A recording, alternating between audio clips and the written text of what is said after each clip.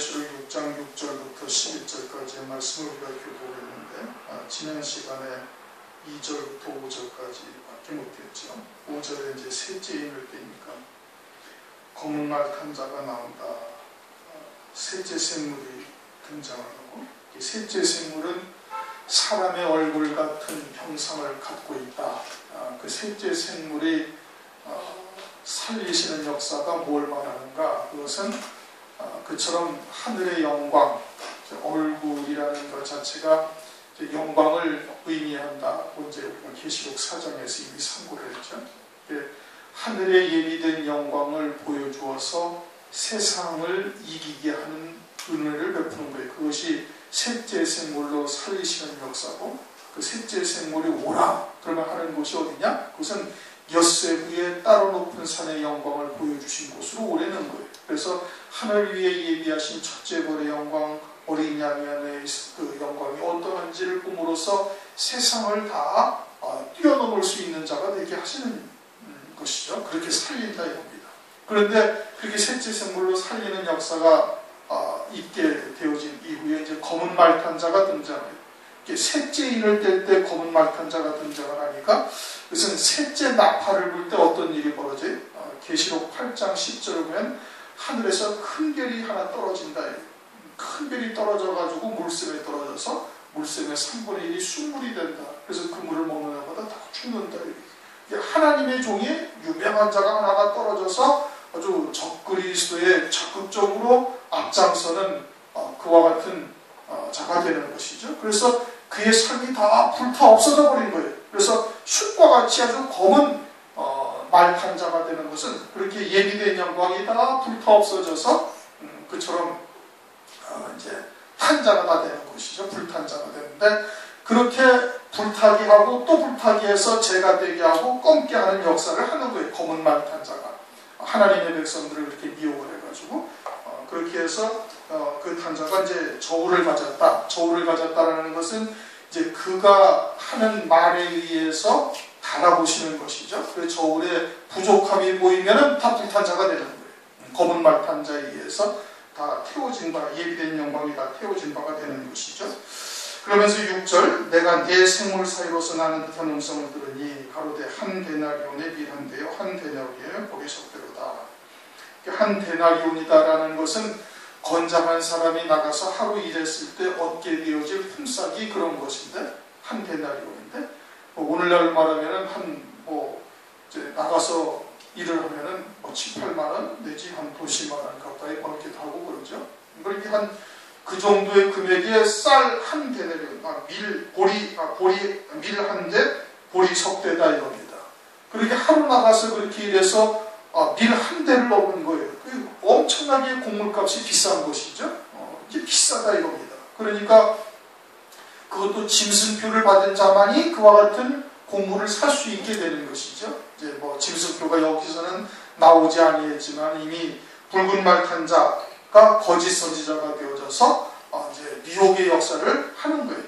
이제 적그리스도가 등장을 했고, 이제 7머리 10뿔 짐승이 이미 등장을 해서 죽었다가 살아나는 이적도 보일 뿐 아니라 온 세상의 이제 경제를 어쩐지 통제 경제로 만들어서 이제 짐승표를 받는 자만이 매매가 되지도록 하는 겁니다. 여러분 요즘 그 컴퓨터로 인해 가지고 사고가 많이 나잖아요. 미국의 소니사가 해킹을 당해가지고서는 그것 때문에 또 이제 보복을 해가지고 또 북한의 그런 그 웹사이트가 다 그 해킹을 당해서 마비가 되고 다운이 되어버리고 이런 일들이 벌어지고, 우리나라의 농협이 해킹을 당해가지고 금융보안에 문제점이 발생이 되기도 하고, 카드사가 해킹을 당해서 발생하기도 하잖아요. 이게 불안한 거예요. 카드를 가지고 있어도 그러고 은행에다 돈을 넣어놔도 그러고 이제 다 불안한 거예요. 그러니까 이제 적그리스도가 딱 등장하면 어떻게 그런 것에 대한 아주 안전함을 강조하게 되는 것이죠.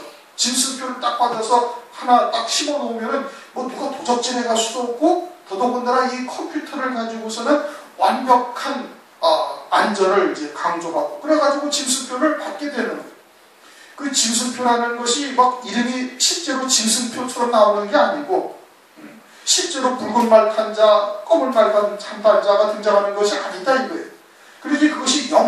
분별력을 가지고 있어야 그와 같은 것을 볼 수가 있는 것이에요. 적그리스도가 짐승이 등장하고 거짓 선지자가 등장을 하고 큰 별이 하나 떨어져서 검은 말 탄 자가 나와서 저울을 가지고 달아보는 이와 같은 역사들이 앞으로 나타나게 되는데, 그러할 뿐 아니라 거기에다가 어떻게 돼? 이제는 밀 한 대에 한 데나리온이 된다. 이게 기근이 된다는 거예요.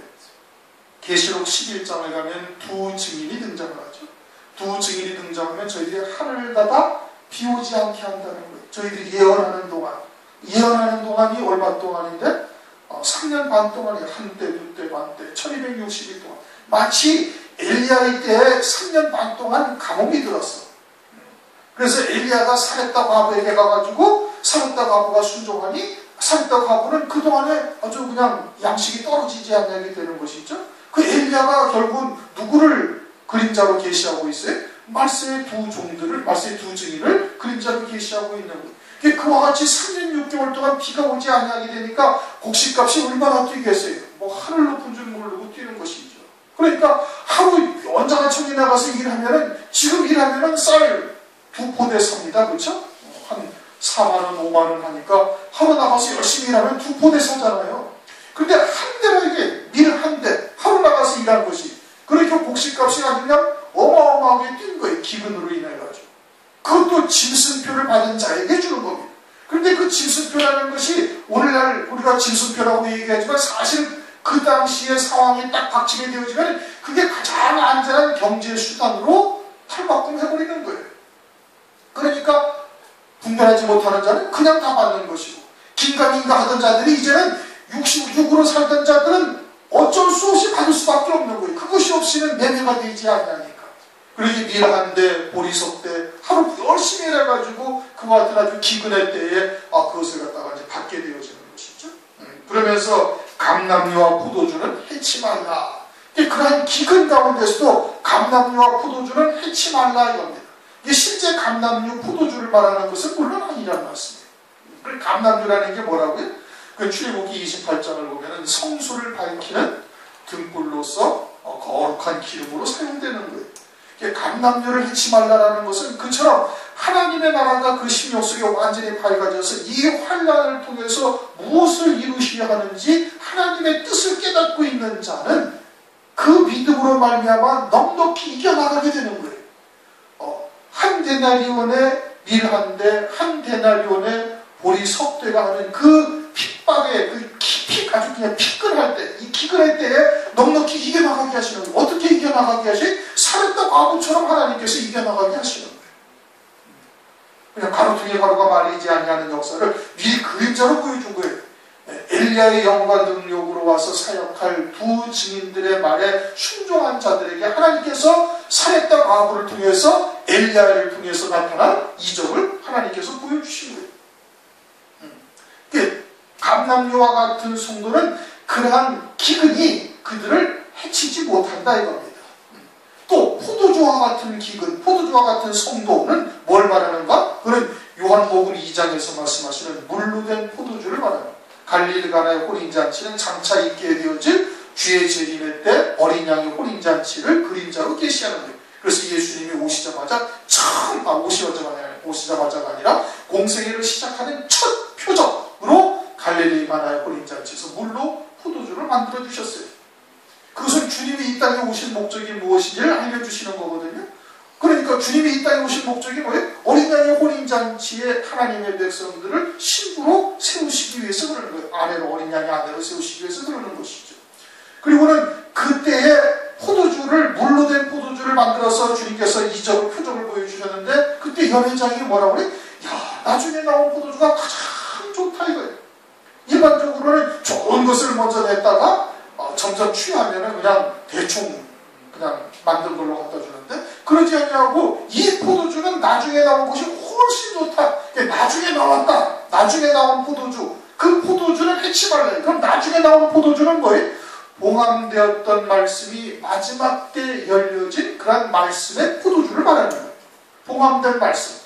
다니엘서 12장에 봉함된 말씀은 뭐예요? 마지막 때 이루실 구원에 대해서 기록된 말씀이 봉함되었다가 마지막 때 되어져서는 열리는 거예요. 감추인 것이 드러나지 아니할 것이고 숨긴 것이 나타나지 아니할 것이 없다. 그래서 마지막 때 하나님께서 열어주신다 이거예요. 통해서 이루어 가실 그와 같은 구원의 말씀이죠. 그것이 결국은 뭐예요? 어린 양의 아내로 세우시는 말씀이요, 그리스도의 신부로서 단장되게 하시는 그와 같은 말씀이다 이겁니다. 그 말씀을 가진 자는 이와 같은 기근, 이와 같은 피곤한 때에 넉넉히 하나님께서 믿음으로 이겨나갈 수 있게 하시는 거예요. 이겨나갈 수 있게 하신다. 그러니 감람류와 포도주는 해치 말라, 하나님께서 딱 명령을 내려버리셨어요. 그러니까 절대 감람류와 같은 신앙, 포도주와 같은 신앙은 그 저울에 달아서 부족함이 보이지 않게 되어지는 거예요. 않게 되어지는 거예요. 이것은 두 증인뿐만 아니라 금초 때 교회를 통해서 그와 같은 하나님의 말씀을 듣고 믿음으로 받은 자들은 다 이 기근 때에 승리해 나갈 수 있게 하신다 이겁니다. 3년 6개월 동안 비 오지 아니해서 아주 그냥 곡식이 천정부지로 뛰어진 이와 같은 환경에서도 그런 것에 연연하지 아니하고 죽으면 죽으리다고 딱 나가버리니까. 그러니까 하나님께서 어떻게 가루통에 가루가 마르지 아니하고 기름병에 기름이 마르지 아니하고 하나님께서 역사를 하시는 거예요. 은혜를 베풀고. 그리고 그 그림자로 살았다 과거를 딱 먼저 계시를 딱 해놓으신 것이다 이겁니다. 믿어야 돼요. 믿으면 하나님께서 역사하시는 거예요. 넷째 인을 떼실 때 7절, 넷째 인을 떼실 때에 내가 넷째 생물의 음성을 들으니 가로되 오라. 넷째 생물은 날아가는 독수리와 같다. 그렇게 말씀하셨어요. 계시록 4장에서. 날아가는 독수리가, 날아가는 독수리가 뭘 말하는가? 날아가는 독수리라는 것은 그와 같이 이사야서 40장 31절 말씀처럼 여호와를 앙망하는 자는 독수리가 날개 치에 올라간 같을 것이요, 걸어가도 달려가도 곤비치 아니하고 걸어가도 피곤치 아니하게 되어지는 은혜를 베풀어 주시는 그 환난 가운데 피곤하다가 곤비치 아니하고 계속 새 힘이 생기게 하신다 이겁니다. 어떻게 해서 이 환난을 통해서 이루실 구원이 무엇인지를 깨닫게 되어집니까? 그것을 믿음으로 받게 하셔서 환난 가운데 능히 이기게 하시는 거예요. 환난보다 더 큰 영광이 우리에게 예비되어져 있음을 깨닫게 하셔서, 우리에게 골로새서 1장 11절에 뭐라고 그러셨어요? 영광의 힘이 모든 것을 능하게 하시고 기쁨으로 오래 참고 견디게 하신다 이겁니다. 어떤 힘이? 그 영광의 힘이. 그러니까 그리스도인들은 우선 거듭나야 되고, 거듭나서 들어야 되고, 봐야 되고, 손으로 만진 바까지 되어져야 되는 거예요. 그래야 환난 가운데 이것을 이겨나갈 수 있는 믿음을 갖게 되어지는 거예요. 그러니까 환난이 심하면 심할수록 어떻게 더 새 힘이 솟구치는 거예요. 이게 영광을 더하게 하는 것이요, 그 새 예루살렘 성에 이르게 하시는 하나님의 역사라는 것을 깨닫고 오히려 더 믿음이 더 커지는 거예요. 그렇게 빌립보 감옥에서 사도 바울이 찬미했던 것과 같은 중심으로 오히려 찬양과 영광을 드리게 되는 것이죠. 그래서 넷째 생물의 음성을 들으니 가로되 오라. 그럼 그와 같은 역사를 하는 곳이 어디냐? 그것이 사사기서 6장에 보면은, 사사기서 7장, 사사기서 6장을 보면은 기드온의 타작마당이 있다. 기드온이 밀을 어디다가 타작해요? 포도주 틀에다 타작을 해요. 포도주 틀이라는 것은 포도를 아주 그냥 짓눌러 으깨 가지고서 즙을 내는 곳이 포도주 틀이거든. 그 밀은 밀 타작하는 데다 해야 되는데 거기다 하는 거예요. 그러니까 이 기드온이라는 용사는 하나님이 왜 미디안 군대에게 이스라엘 백성들을 7년 동안 묻혀서 완전히 그냥 포도즙을 으깨듯이 이렇게 고난을 주시는 이유가 뭔지를 알고 있는 거예요. 왜? 그대로 두면 그냥 무상숭배하다가 멸망당할 것 같으니까 아주 그냥 환난을 겪게 해가지고 알곡되게 하시는 역사라는 것을 깨닫고 있는 거예요. 그것이 큰 용사다 이겁니다. 그러니 독수리가 날개치며 올라갈 것 같은 새 힘을 얻는 자는 이게 큰 용사인 거예요. 고난이 담에 닥칠수록, 또는 환난이 더 극심하면 극심해질수록, 다가오는 핍박의 강도가 더 크면 클수록, 이것이 이제는 새벽에 이르는 아침이 다 돼가는구나 라는 것을 깨닫고 믿음으로 받아서 오히려 새 힘을 얻게 되어지니, 그러니 어떻게 돼? 그것이 큰 용사다. 기도원과 같은 큰 용사로서 부르심을 받는 곳으로 와서 봐라 이겁니다. 그것을 봐라 이거예요. 하나님께서는 하나님의 백성들을 알곡을 깨뜨리시려고 타작하지는 않아요. 이사야서 28장 28절을 보면 곡식을 부수는가? 아니다. 수레바퀴로 굴리고 타작기로 막 타작을 한다 할지라도 하나님께서는 그 알곡을 부수려고 하시는 것이 절대 아니다. 이게. 그러면 우리가 하나님의 진리의 말씀을 받아 있죠. 정말 하나님의 뜻이 무엇인지를 알고 있잖아요. 그런 백성들을 하나님께서 그냥 확 꼬꾸라져서 그냥 멸망으로 처하게 하시려고 하나님께서 고난을 주시고 연단하시고 그러나요? 절대 그런 게 아니다. 이게. 얼마나 귀하게 보시겠어요. 다들 홍수물을 먹고 순물을 먹으면서 그것이 하나님의 말씀이라고 생각하고 있는데 진리가 무엇인지를 하나님께서 열어주신 거예요. 우리가 노력해서 본 것이 아니다. 우리가 무슨 지혜로워서 성경의 박사가 돼가지고 그런 것을 아는 것이 아니라 그냥 하나님이 일곱 명이 되신 하나님께서 일곱 등불로 일곱 눈으로 역사를 등불을 켜놓으시고 눈으로 보게 하시는 거예요. 하나님께서. 그래서 믿음으로 받게 하신 거예요. 그러면 그렇게 공을 들이신 하나님의 백성들에게 하나님께서 그냥 폭폭 끌어들여서 멸망하라고 연단하시겠습니까? 그런 거는 절대 있을 수가 없는 거예요. 하나님의 그런 사랑을 깨닫게 되어지면 어떻게 더 힘이 나는 것이죠. 그렇게 해서 이겨나갈 수 있게 하신 거예요. 그러면서 8절을 보니까 내가 보니 청황생말이 나오는데 그 탄자의 이름은 사망과 음부가 그 뒤를 따르더라. 이제 네 번째 생물로 살리시는 역사가 있고 난 다음에 등장하는 것이 청황생말이에요. 청황색이라는 것은 몽둥이로 얻어맞아가지고 시퍼렇게 죽은 피로 멍든 곳이 청황색인 겁니다. 그런 말이 나오는 거예요. 그러니까 몽둥이로 그냥 아주 그냥 죽으라고 핍박하면서 좁혀면은 그냥 시퍼런 이 멍자국이 나듯이 계속해서 그렇게 때리고 핍박하고 그렇게 해서 죽이는 역사를 하는 것이 청황색 말탄자예요. 그래서 사망이 오고 사망이고 그 뒤가 곧 음부가 따른다라는 것은 그러한 핍박과 환난 가운데 굴복해가지고 짐승표를 받게 되어지면은 사망인 거예요. 사망으로서 짐승표를 받고 육신을 잠깐 편안할지 모르지만 영으로서는 사망이고 이제 바로 3년 뒤에 뭐가 와요? 이제는 심판이 오니까 음부로 딱 들어가 버리는 게 돼요. 이게 사망이 오고 사망이고 그 음부가 바로 뒤따라온다라고 지금 말씀을 하고 있는 것이죠. 그러면 넷째 생물로 독수리가 날개치며 올라간 같은 그런 새 힘을 얻은 자는 넷째 생물로 살리심을 받은 자는 그와 같은 청황색 말로 말탄 자들에 의해서 두들겨 맞고 핍박당하고 환난을 겪을 때 굴복해야 하네? 아니란 말씀이에요. 그렇게 하지 않아야지. 오히려 그것이 새 힘을 얻게 하는 은혜를 입게 되는 것이죠. 그러면 청황색 말탄 자들이 누구냐? 그것은 적그리스도의 군대들인 겁니다. 적그리스도의 군대들. 검은 말탄 자는 그것은 하늘에서 떨어진 큰 별인 거예요. 하늘에서 떨어진 큰 별. 붉은 말탄 자는 그건 거짓 선지자다. 계시록 13장 11절 거짓 선지자. 흰 말탄 자는 두 증인이 먼저 등장해요. 환란이 시작하면 두 증인이 등장하고 거짓 선지자가 등장을 하고 그리고는 환란이 시작하자마자 큰 별이 하나 딱 떨어져 버리는 거예요. 그리고서 아울러서 적그리스도의 군대들이 함께 다니면서 이제 핍박하고 이제 때리고 시퍼렇게 이제 멍들게 만드는 것이죠. 그래서 한 때가 지나고 두 때가 지나고 반 때가 지난 게 그렇게 이제 지나게 되어지는 것이죠. 계속해서 이렇게 환란이 시작되자마자 이게 다 시작이 되는 거예요. 환란이 시작되면서 다 등장하게 되어지는 것이죠. 청황색 말 탄자는 누구라고요? 적그리스도의 군대들이다 이겁니다. 그래가지고 때리고 그리고서는 시퍼렇게 이제 멍들게 하고 또 멍들게 하고 그렇게 해서 결국은 죽이는 거예요. 영적으로 당하는 것이죠. 그리고서는 곧바로 음부가 뒤따르게 되어진다. 그리고선 저희가 땅 4분의 1이 권세를 얻어. 땅 4분의 1의 권세를 얻었다는 것은 하나님의 백성들이 땅이에요.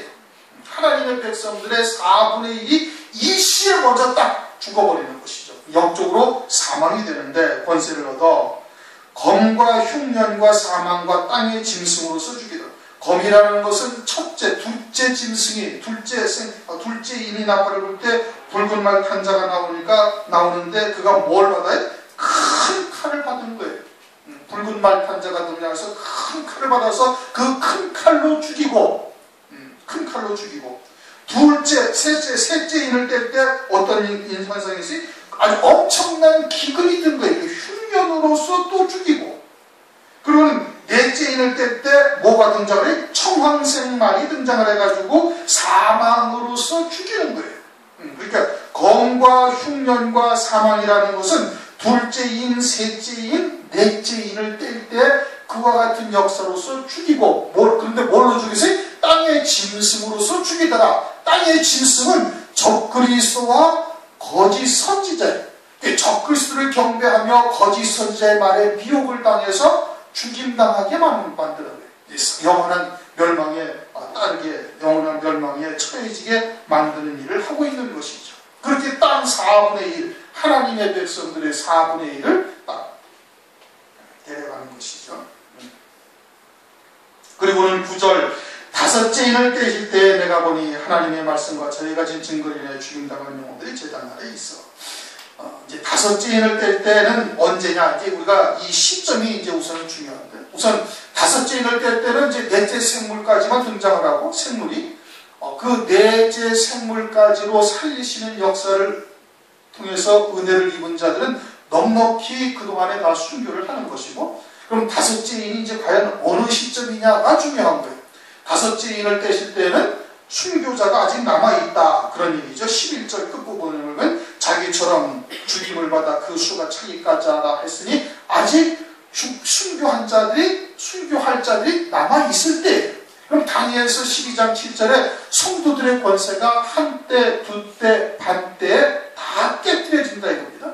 그럼 한때, 두때, 반때에 다 깨뜨려지니까 이 한때, 두때, 반때, 즉 3년 반이 지나가기 전에 다섯째 인이 시작되어졌음을 말씀을 하고 있는 것이죠. 그것을 알 수가 있는 거예요.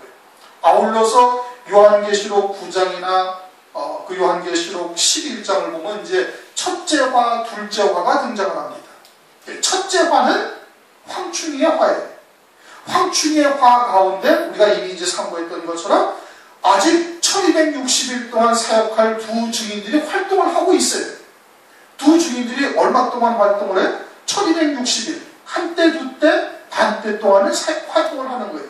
그러면 제일 마지막에 그들이 순교를 하고, 순교를 한 다음에 3일 반 후에 둘째 화, 유브라데 전쟁이요, 세계 3차 전쟁이 벌어지게 되는 거예요. 그러니 두 증인이 남아있고, 다섯째 나팔을 불 때, 황충의 화 때, 그때도 역시 전 3년 반 기간 안에 해당되어지고, 그래서 인과 나팔이 동일한 사건을 각각 다른 시각에서 보는 것이다 이겁니다. 그러니 다섯째 나팔은 전 3년 반에 있는 사건이다라는 뜻이에요. 우선 그 시점이 언제인가를 보는 것이 중요한 것이고, 이제 12절 이하의 여섯째 인은 결국은 뭐예요? 이것은 하나님의 진노의 심판의 때가 되는 거예요. 그 후 3년 반에 들어가는 것이죠. 그러니까 17절에 진노의 큰 날이다. 16절 끝부분에 보면 어린 양의 진노에서 우리를 가리우라. 그러니까 하나님의 진노의 심판이 시작되었음을 말하는 거예요. 언제부터? 여섯째 인부터 시작되는 거예요. 그럼 다섯째 인까지는 이것은 전 3년 반이다 이겁니다. 전 3년 반.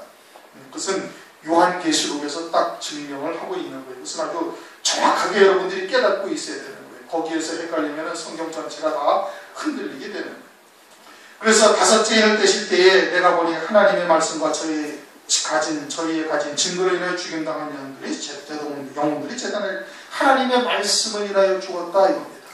그리고 저희의 가진 증거를 인하여 순교한 영혼들이, 그것이 재단 아래 있어가지고 하나님 앞에 우리의 피를 실어내달라고 하나님 앞에 지금 기도하고 있는 거예요. 탐원하고 있는 것이죠. 그러면 하나님의 말씀으로 인해 죽었다라는 것은 하나님의 진리의 말씀을 말하는 거예요. 하나님의 진리의 말씀을 깨닫고 있으니까 적그리스도가 누군지 분별이 되는 겁니다. 오늘날은 일반적인 생활교훈이라는 그런 이제 말들이 교회에 거의 다 이제 퍼져 있어서 하나님의 말씀이 마치 삼강오륜이나 또는 뭐 어떤 철학적인 부분이나 뭐 이제 이런 말씀과 혼돈이 되어져서 하나님의 온전하신 뜻이 무엇인지 제대로 잘 드러나고 있지를 못하고 있는 상황이거든요. 그러니까 그러한 말씀으로 살고 있는 자들은 적그리스도가 누군지를 분별이 절대 안 되는 겁니다. 안 되는 거예요. 왜? 적그리스도 등장하면 똑같은 세상에 속한 말을 하고 있으니까. 교회 자체가 지금 세상에 속한 말로 살고 있으니까 세상에 속한 말과 세상이 말하는 말과 다를 바가 없는 거예요. 그러니까 그들이 증거하는, 그들이 전하는 말을 통해서 절대 적그리스도를 분별할 수가 없다 이겁니다. 그리고 진리의 말씀을 가진 자들만이 적그리스도가 누군지를 분별할 수가 있게 되어지는 거예요. 그래서 적그리스도를 경배할 수가 없는 거예요. 알고서는 경배가 안 되는 거예요. 물론 요한계시록 창세기 7장에도 보면은 이제 노아의 홍수가 벌어졌을 때, 또 마태복음 2장에도 보면은 2살 이하의 아이가 죽임을 당해요. 창세기 7장에도 보면은 천하의 물이 다 잠겼는데 홍수가 나서 다시 물이 15규빗이 오르니까 산들이 또 잠긴다 이거예요. 그 산들은 뭐예요? 그건 천상의 산인데 따로 높은 산의 영광에까지 이르지 못한 거예요. 2살 이하의 어린아이와 다를 바가 없어요. 그래가지고 다 죽임당하는 거예요. 그것은 베드로후서 3장에서도 체질이 뜨거운 불에 풀어지고, 안 찾아봐도 되겠죠? 체질이 뜨거운 불에 딱 풀어진다는 거예요. 그 체질이라는 단어가 헬라어로 히브리서 5장 11절에 말씀의 초보와 똑같은 단어다 이겁니다. 새 하늘과 새 땅이 임하기 전에 그 체질이 뜨거운 물에 풀어지는데 그 체질이라는 단어가 말씀의 초보와 똑같은 단어예요. 그래, 말씀의 초보들은 어떻게 된다? 환난 가운데 죽임을 당하는 거예요. 멸망당하는 거예요. 사망에 이르는 거예요. 하늘에 속한 신앙이라 할지라도, 거듭난 자라 할지라도 온전한 따로 높은 산의 영광, 정결한 처녀로서 그리스도에게 중매받을 만한 위치에 이르지 못하면, 그 신앙에 이르지 못하면 결국은 멸망하게 되어진다. 그러니까 하나님의 말씀을 통해서 자라가야 되는 거예요. 반드시 자라가야 되는 거예요. 그러지 못하면 결국은 하나님의 말씀을 가지고 있다 해도 망하는 자가 되는 것이에요. 그 다음에 예수의 증거라는 것은 뭘 말하는 거예요? 부활하신 것이 예수의 증거예요. 부활의 증거죠. 첫째 부활의 영광을 쫓게 되어지는 자, 그 영광, 부활의 영광을 깨닫고 있는 자로 인하여 그것으로 인하여 죽음당하는 자들이다 이겁니다. 다 그와 같은 영광을 바라보고 죽은 거예요. 아브라함도 뭘 바라봤어요? 한 성을 바라본 거예요. 아브라함에게 하나님께서 여러 가지 약속을 많이 하셨지만 그 약속들 통해서 그 신앙이 자라고 나아가서는 결국은 뭘 바라봐요? 한 성을 바라보고 그들이 사는 거예요. 한 성. 그 한 성이 뭐예요? 새 예루살렘 성을 바라본 것이죠. 그것은 첫째 부활의 영광을 입게 되어질 어린 양 아내들이 누리게 되어질 영광들을 말하는 겁니다. 그러니 저희가 가진 증거는 죽임당한 영혼들이 제단 아래 있어서, 히브리서 11장에도 말씀하고 있잖아요. 히브리서 11장에 더 좋은 부활을 얻기 위하여, 다 같은 부활이 아니란 말씀이에요. 그 가운데 더 좋은 부활이 있다는 거예요. 장자들의 총회가 있다. 그와 같은 증거를 가진 자들이 죽임당했다 이겁니다. 그때 10절 큰 소리로 물러가로되 거룩하고 참되신 대주제여. 하나님이 거룩하시다. 거룩하다. 거룩하다라는 것은 우리가 그와 같은 가시나무와 같은 존재인데도 하나님께서 우리들 하여금 긍휼유한 쓰는 자로까지 우리를 끝까지 참으시고 그 죄 가운데 있는 우리들 갖다가 만들어 가시는 거예요. 그것이 하나님의 거룩이다 이겁니다. 거룩하시고 참되시다. 그 하나님의 말씀을 믿는 믿음을 가진 자들에게 하나님께서는 그 말씀대로 이루시는 거예요. 진실하시다 이겁니다. 변덕치 아니하시는 거예요. 한 번 믿음으로 딱 받았으면 반드시 하나님께서 그 말씀대로 이루어 가시는 아주 신실하신 분이다. 참되다 이겁니다. 그리고는 대주제다. 모든 천지 만물의 주권자가 주님이신 거예요. 심지어는 악한 영, 악한 자들까지도 하나님의 주권 속에서 하나님의 구원의 뜻을 위해서 사용되어지고 있는 거예요. 마귀, 사탄 역시 마찬가지다 이겁니다. 욥기서에서는 아주 자세하게 나왔잖아요. 하나님의 딱 허용하신 범위 외에는 밖에는 절대 나갈 수가 없는 거예요. 그러면 오늘 우리에게 역사하는 여러 가지 악한 영들의 역사 또는 그와 같은 고난, 연단의 과정은 다 뭐예요? 하나님의 주권 속에서 있는 거예요. 우리를 온전케 하시기 위해서 하나님께서 이루어 가시는 역사인 것이죠. 거룩하고 참되신 대주제여 땅에 거하는 자들을 심판하여 우리 피를 실현하여 주지 아니하시기를 어느 때까지 하시려네. 땅에 거하는 자들이라는 것은 땅에 속한 자들을 말하는 것이죠. 육에 속한 자.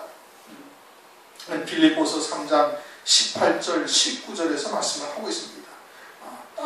땅의 일만 생각한다 이겁니다. 그들은 그리스도의 십자가의 원수로 행한다 이거예요. 그러면 그리스도의 십자가의 밖에 있는 자들이 아니라는 거예요. 그리스도의 십자가의 안에 있는데 그리스도의 십자가로 이루신 구원의 뜻이 무엇인지를 깨닫지 못하고 있는 거예요. 고린도후서 5장 15절에 보면은 저가 우리를 위하여 대신하여 죽으신 것은 이제 우리로 하여금 우리 스스로 자신을 위하여 살지 말고 나를 위하여 대신하여 죽으신 그분을 위하여 살게 하려 하십니다. 그렇게 말씀을 하고 있어요. 그런즉 이제는 우리가 육체대로 사는 것이 아니고 육체대로 알아서도 안 되고 이제는 완전한 새로운 피조물이다. 왜 새로운 피조물이? 이제는 그리스도를 위한 그리스도 안에 있는 생명으로 그리스도를 위하여 사는 존재다. 그럼 그리스도를 위하여 산다는 게 뭐예요? 하나님의 말씀을 믿는 믿음으로 사는 자가 되었다 이겁니다. 하나님의 말씀을 믿는 믿음으로 사는 자가 하늘에 예비된 영광을 바라보면서 하늘에 속한 자로 살아가는 거예요. 그런데 그러지 아니하고 땅의 일을 생각하는 자는 그들이 바로 땅에 거하는 자들을 심판하여 우리 피를 신원하여 주지 아니하시기를 어느 때까지 하시려니까 원수가 봐달라는 얘기냐? 그런 뜻이 아니죠. 스데반 집사가 그렇게 하고 죽었나요? 그렇게 하고 죽지 않았어요. 저들의 죄를 용서해 주시옵소서. 저들이 하는 짓이 뭔지를 알지 못하고 지금 저렇게 하고 있다. 하나님의 백성이 하나님의 뜻이 무엇인지를 알지 못하고 그렇게 하고 있다고 말하고 있죠. 그러면 이제 죽은 다음에 원수가 봐달라는 얘기? 그런 것이 아니라 피라는 것은 뭐를 말하는 것이다? 생명이다. 생명. 그러니 자신은 더 하나님의 크신 뜻 안에서 열매를 맺어 더 살아갈 수가 있었는데 타의에 의해서 그 열매 맺는 생명이 끊어져 버린 거예요. 그러니 열매 맺는 생명으로 다시 더 하나님의 나라의 열매를 맺을 수 있도록 그렇게 하나님께 지금 탄원을 하고 있는 것이죠. 그래서 이렇게 순교한 영혼들이 결국은 어떻게 첫째 부활의 영광을 입고 1000년 동안 그리스도와 함께 왕으로서 다스리면서 1000년 동안 열매를 맺게 되는 거예요. 그리스도에게 붙은 자가 되는 것이죠. 고린도서서 15장의 말씀. 그에게 붙은 자, 부활의 순서를 말씀하고 있죠. 첫째는 첫 열매인 그리스도예요. 그 다음에게는 그에게 붙은 자가 이겁니다. 그에게 붙은 자가 뭐예요? 그것은 계시록 19장 14절에서 백마를 타고 희고 깨끗한 세마포를 입고 그를 따르더라 하는 그 무리들인 것이죠. 그 흰옷을 입었다는 것은 뭐 했다는 거예요? 순교했다는 얘기예요. 그들은 계시록 20장 4절에서 6절까지 예수의 증거와 하나님의 말씀이라여 목배임 받은 자들이고 그들은 첫째 부활의 영광을 입고 나머지 죽은 자들은 그 1000년 동안 살지 못하더라. 그와 같이 첫째 부활의 영광을 입고 속히 다시 열매 맺을 수 있도록 하나님께 지금 기도를 하고 있는 겁니다. 신원하여달라고 지금 말하고 있는 겁니다. 각각 저희에게 흰 두루마기를 주시며 흰 두루마기라는 것은 뭐 우리 표현으로 한국의 문화의 표현으로 두루마기라고 한 것이에요. 두루마기라는 것이 여기서부터 발끝까지 하얗게 다 입는 옷이니까 그런 거예요. 그런데 실제로 흰 두루마기라고 표현했지만 사실은 희고 깨끗한 세마포를 입은 거예요. 우리가 은잔되게 하시는 해라고 말씀했어요. 은잔이라는 게 뭐예요? 깨끗한 거룩한 잔이다. 그 깨끗하다는 게 어떤 의미다? 말라기서 3장에 가니까 아주 표백하는 자가 잿물로 씻은 것까지 깨끗하다 이겁니다. 그래서 은을 제단하는 것처럼 주님께서 앉아가지고 레위 자손들을 그렇게 제단한다. 그러면 그것이 신약이 와서 무엇을 말하는가? 그럼 마가복음 9장에 아주 세상에서 빨래를 했는데 그렇게 희게 할 수가 없을 만큼 흰옷을 주님이 빛나고 흰옷을 입었다. 어디서부터 그냥 머리에서 발끝까지 그렇게 아주 그냥 세상에서는 그렇게 희게 할 수 없는데 그렇게 했다. 어디서 한 거예요? 하늘나라에서 한 거예요. 하늘나라에서. 무엇으로? 말씀으로 한 거예요. 말씀이 순결해. 그러니 그 예수의 증거와 하나님의 말씀을 인하여 죽임당한 자들은 하나님께서 아주 머리에서 발끝까지 아주 거룩한 존재로 완전히 하나님께서 새롭게 아주 그냥 은혜를 입혀주시는 것이죠. 왜? 보이지 아니하는 세상을 바라보면서 믿음으로 이 땅에서 육신의 목숨을 기꺼이 버렸으니까. 세상에서 가장 육체를 입고 있는 사람들 중에 가장 사람 가운데 가장 소중한 게 뭐예요? 목숨이지. 그렇게 육신의 목숨 죽는다면 재산 다 팔아서 병 고치려고 하고 다 하려고 하는 것 아니겠어요? 그런데 그것을 하나님의 말씀을 인하여 보내버린 거예요.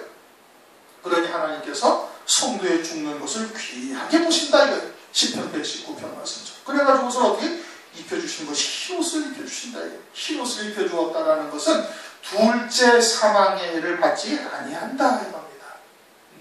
성령 회방죄, 마태복음 12장, 히브리서 10장 26절, 침짓죄, 알고도 지은 죄, 이것은 예수를 믿는 그리스도인들이 어느 누구도 거기에서 벗어날 사람은 아무도 없는 거예요. 성령 회방하지 아니한 사람 아무도 없어요. 알고도 지은 죄가 없는 사람 아무도 없어요. 육체를 입고 있으니까 다 실수해서 넘어지고 다 실족해서 그냥 슬럼프에 빠지고 지옥구덩에서 엎치락 뒤치락 하면서 살아온 것이 우리들의 모습이다 이게. 그런데 예수의 증거와 하나님의 말씀을 인하여 목배임 받은 자들 하나님께서 아주 그냥 머리에서 발끝까지 희게 했다. 그 둘째 사망의 해를 받지 않게 해주신다 이겁니다. 그것이 흰 두루마기를 주셨다. 흰 옷을 입히셨다는 거예요.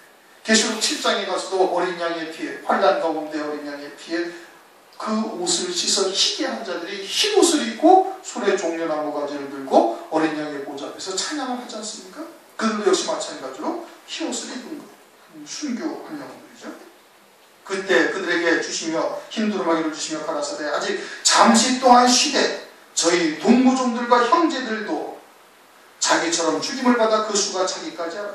동무종들이라는 것은 14만 4천의 종들이고 형제들이라는 것은 순교한 형제들을 말하는 거예요. 그러니까 14만 4천의 종들 외에 또 그와 같이 순교하는 형제들이 있다 이겁니다.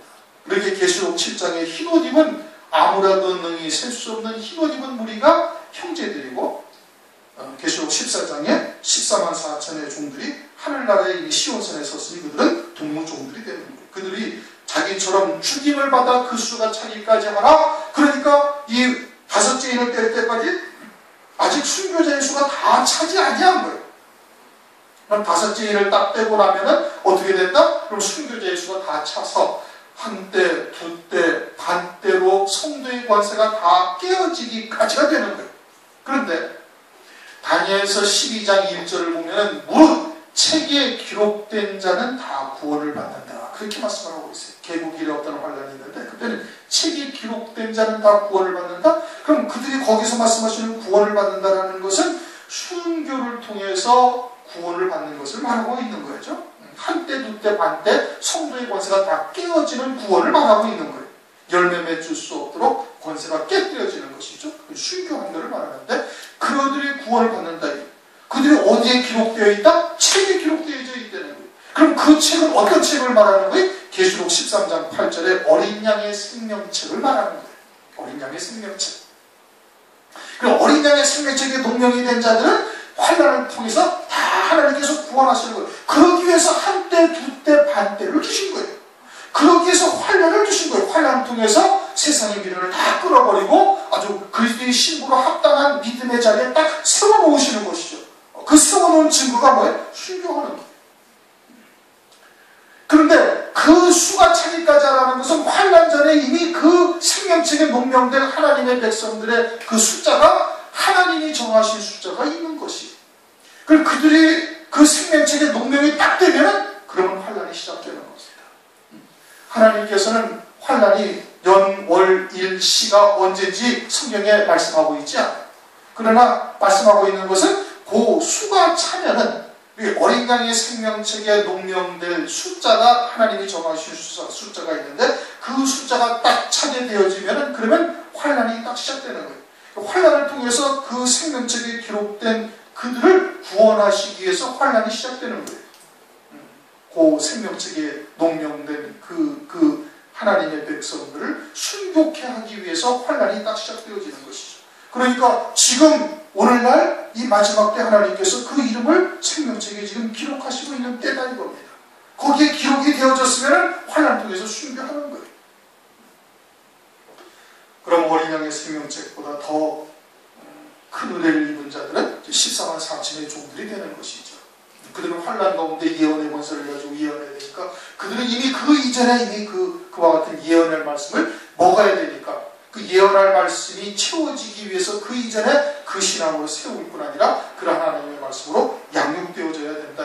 그래야 그래야 환난 날에 시작되자마자 흰말을 타고 예언의 권세를 가지고 예언하는 자가 되는 것이죠. 그리고 이기고 또 나가서 이기려 하더라. 희귀하고 또 계속해서 희귀하는 거예요. 그 희귀한다는 게 뭐예요? 흰 옷을 입은 자로 하나님께서 세우시는 거예요. 온전히 세우시는 역사를 말씀하고 있는 것이죠. 오늘은 그렇게 해서 6절부터 11절까지 다섯째 인까지 우리가 오늘 상고를 했습니다. 인과 나팔은 같은 사건을 말씀하고 있는 거예요. 그건 계시록을 통해서 우리가 정확하게 확인하고 깨닫고 있는 바이죠. 그러니까 그와 같은 과정들을 우리가 잘 상고하면서 어린 양의 생명책에 더해서는 우리가 14만 4천의 그 이름 생명책에 우리의 이름이 다 목명되기를 주님의 이름으로 축원합니다. 우리 통성으로 함께 기도하시겠습니다.